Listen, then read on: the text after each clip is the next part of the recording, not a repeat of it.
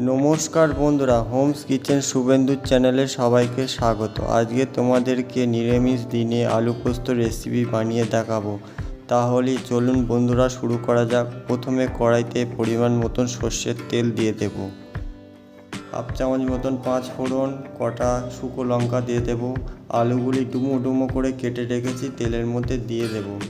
অল্প একটু লবণ, অল্প একটু হলুদ গুঁড়ো দিয়ে ভালো করে আলুটাকে নেড়ে চেড়ে ভেজে নেব। আলুটাকে একটু লাল লাল করে ভেজে নিতে হবে। আলুটা এদিকে ভাজা হতে থাক, অন্যদিকে একটি মিক্সিং বোল নিয়ে নেব। তার মধ্যে দিয়ে দেব পরিমাণ মতন পোস্ত,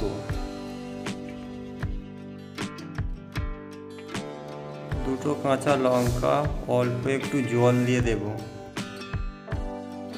এবারে ঢাকা দিয়ে পোস্তটাকে সুন্দরভাবে একটা পেস্ট বানিয়ে নেব। খুব সুন্দরভাবে পোস্তটাকে বেটে নিয়েছি।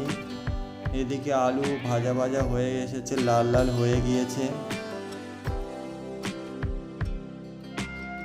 বেটে রাখা পোস্তটা এবারে দিয়ে দেব। ভালো করে নেড়ে চেড়ে আলুর সাথে একটু মিক্স করে নেব।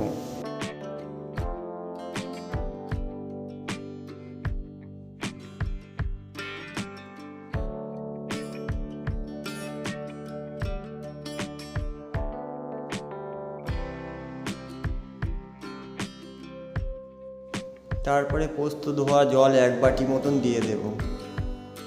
দিয়ে ভালো করে একটু নেড়ে চেড়ে মিক্স করে দেব।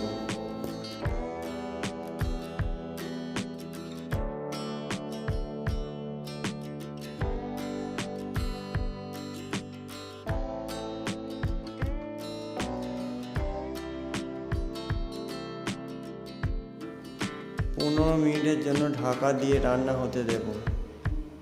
15 মিনিট হয়ে গিয়েছে, ঢাকা খুলে দেব। খুব সুন্দর মাখো মাখো হয়ে এসেছে। উপর থেকে চেরা কাঁচা লঙ্কা দিয়ে দেব। দিয়ে ভালো করে একটু নেড়ে চেড়ে মিক্স করে দেব। বন্ধুরা, নিরামিষ দিনে এরকম আলু পোস্ত রেসিপি বানিয়ে দেখুন।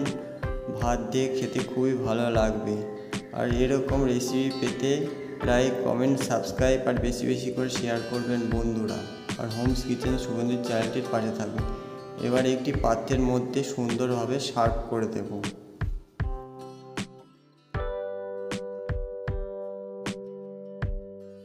আলু পোস্ত রেসিপি একদম রেডি হয়ে গিয়েছে।